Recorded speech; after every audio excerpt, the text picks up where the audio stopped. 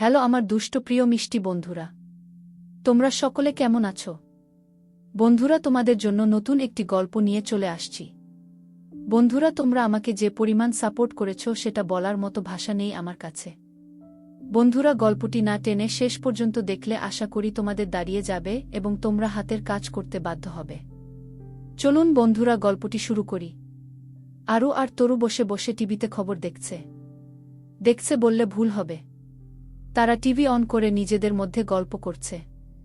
এমন সময় টিভিতে একটা খবরে আরু আর তরু দুইজনই স্তব্ধ হয়ে গেছে। একবার টিভিতে তাকায়, আবার দুইজন এর দিকে তাকায়।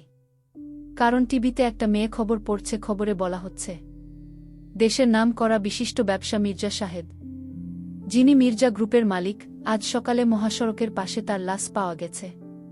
কেউ তাকে নির্মমভাবে হত্যা করেছে। চোখ দুটো উপরে ফেলা হয়েছে। তার গোপনাঙ্গ কেটে ফেলা সহ হাত ও পায়ের অবস্থা তো বলাই বাহুল্য।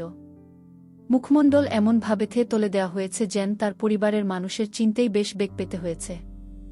গোপন সূত্রে জানা গেছে তার ছিল বেআইনি ব্যবসা, মাদকদ্রব্য, ইয়াবা। তাছাড়া ও নারী পাচার সহ নারী ধর্ষণের মতো নিকৃষ্ট কাজেও তার নেশা ছিল প্রখর। তার লাশকে কখন মহাসড়কে রেখে গেছে কেউ সেই তথ্য সঠিকভাবে জানাতে পারেনি। শুধু তার লাশের উপর সাদা কাগজে তারই রক্ত দিয়ে লেখা, একজন নারী পাচারকারী, নারী অসম্মানকারী এবং ধর্ষণের শাস্তি এমনই হওয়া উচিত। আমাকে দেখে সবাই শিক্ষা নাও। তাছাড়া আর কোনো তথ্যই পাওয়া যায়নি। এটুকু দেখেই আরু তাড়াহুড়ো করে টিভি অফ করে দিল। চোখে মুখে তার চরম আতঙ্ক। তরু যে অবাক হয়নি তেমনটাও না। মিনিট পাঁচেক নীরবতা ভেঙে আরু বলে উঠল, আপু, এটা কি হলো? তরু স্বাভাবিকভাবে বলে উঠল, কি হবে? অপরাধী শাস্তি পেয়েছে। কিন্তু কেমন জানি রহস্য লাগছে আমার কাছে গু। তরু খানিকটা ভেবে বলল, রহস্যজনক তো আমার কাছেও লাগছে গি। সেটাই তো ভাবছি, ওই দিনের নারী পাচারের দল নিজে এসে আত্মসমর্পণ করেছে, আজ একজনকে নির্মমভাবে হত্যা করা হয়েছে, কেমন জানি ধোঁয়াশা লাগছে। আচ্ছা আপু, দুই কাজই একজনের না তো? তরু খানিকটা ভেবে বলল, হতেও পারে। আচ্ছা বাদ দে, যা হবে দেখা যাবে, এখন চল খাবি। আরু ও সায় জানিয়ে বলল, ততক্ষণে দুইজনেরই খাবারের ডাক পড়েছে। আয়েশা রহমান টেবিলে খাবার দিয়ে দুই বোনকে ডাকছে। আর কোনো উপায় না পেয়ে আরু আর তরু খাবার খেতে চলে যায় খান ভবনে। শুভ্র ও এতক্ষণ বসে বসে টিভিতে খবর দেখছিল। শুধু শুভ্র নয়, বাড়ির অধিকাংশই উপস্থিত ছিল। খবর দেখা শেষে শুভ্র টিভি অফ করে দিল। পাশে তাকিয়ে দেখে সকালের মুখেই একটা আতঙ্কের ছাপ, সাথে রয়েছে প্রশান্তির আভাও। রাহেলা খান বলে উঠল, কি যে হচ্ছে দেশে গু? শুভা এক পলক মায়ের দিকে তাকিয়ে বলল, কি হবে? যা হয়েছে বেশ হয়েছে, অপরাধীদের এভাবেই শাস্তি দেওয়া উচিত।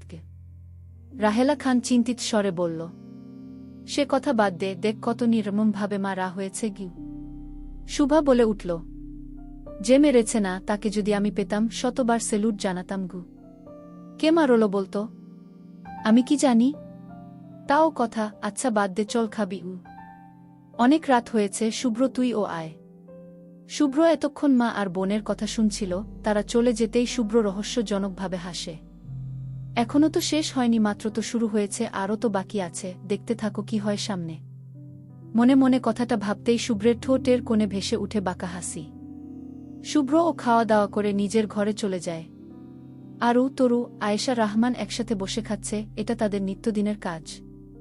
সারাদিন যাই করুক না কেন, খাবার সকলে একসাথে টেবিলে বসেই খায়। তবে আজ মাহমুদ রহমানকে দেখতে না পেয়ে আরু তার মাকে জিজ্ঞেস করে, আম্মু, বাবা কোথায়?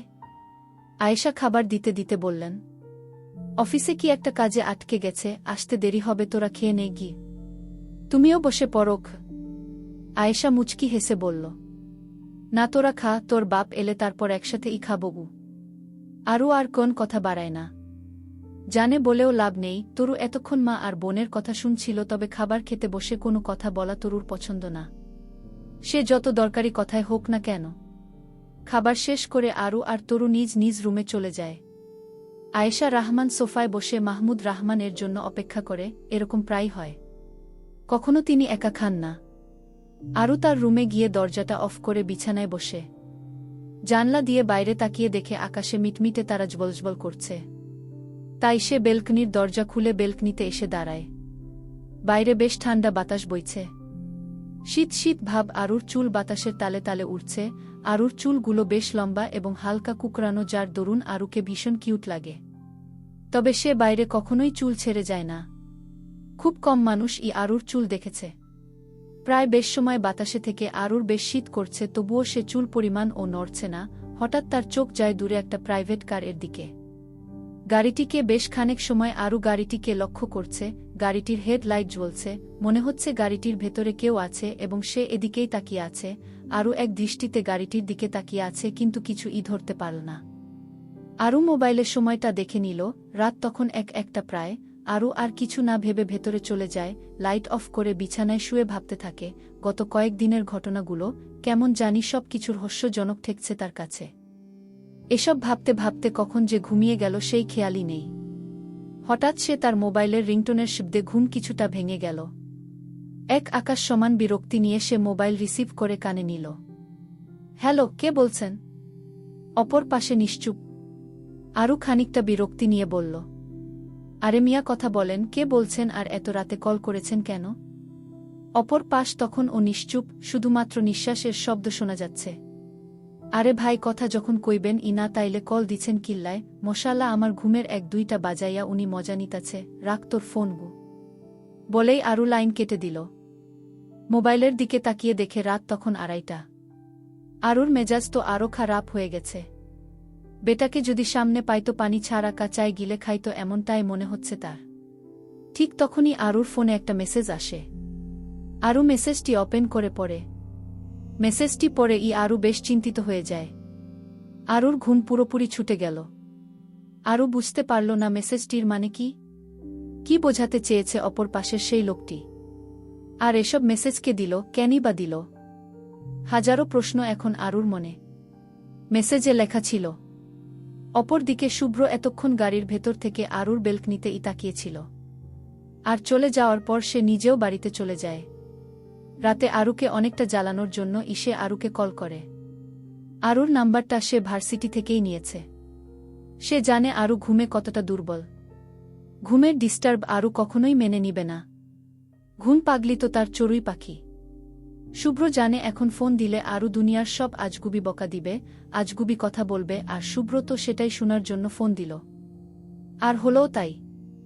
আরু রেগে ফোনটা কেটে দেওয়ায় শুভ্র কান থেকে ফোনটা নামিয়ে কিছুক্ষণ ফোনের দিকে তাকিয়ে বেশ শব্দ করেই হেসে ওঠে। শুভ্রের এই কাজে শুভ্র নিজেই অবাক। কারণ আজ প্রায় 2 বছর পর শুভ্র এমন মন খুলে হেসেছে। এই কথা চিন্তা করে আবারও শুভ্র খানিকটা হাসল। আবার মোবাইলটা নিয়ে আরুকে কে একটা মেসেজ সেন্ড করে। তুমিই আমার একমাত্র ভালো থাকার কারণ চড়ুই, খুব তাড়াতাড়ি নিজের অধিকার নিয়ে তোমার সামনে দাঁড়াবো, পাখি গু। মনে মনে বলে শুভ্র একটা শান্তির ঘুম দেয়।